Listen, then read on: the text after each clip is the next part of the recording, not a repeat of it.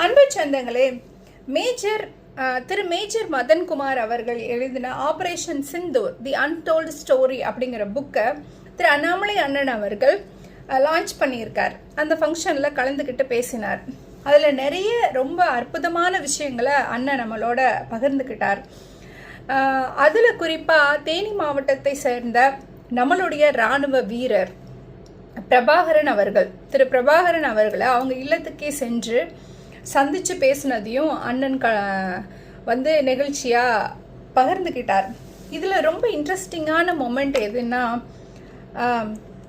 நம்மளுடைய இராணுவ வீரர் அந்த போது என் உயிரினும் மேலான தலைவர் திரு அண்ணாமலை அண்ணன் அவர்கள் என்னை நேரில் சந்தித்த தருணம் ரொம்ப முக்கியமானது நாள் என்னோட லைஃப்பில் அப்படின்னு சொன்னது ரொம்ப ஒரு எமோஷ்னலாக எமோஷ்னலாக இருந்துச்சு. அந்த தருணம் ரொம்ப ஈஸியாக ஒரு தலைவரை விமர்சனம் பண்ணிடுறோம்.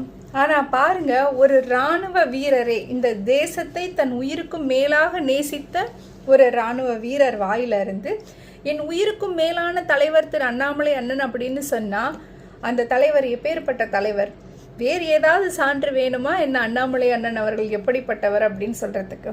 ஒரு இராணுவ வீரர் தர சர்டிஃபிகேட் போதாதான் நமக்கு கிரேட். அந்த இராணுவ வீரருக்கு கோடான கோடி நன்றிகளும் வாழ்த்துக்களும். அவர் வந்து பல பேருக்கு இன்ஸ்பிரேஷன். இறைவன் அவரையும் அவர் குடும்பத்தையும் ஆசிர்வதிக்கணும்.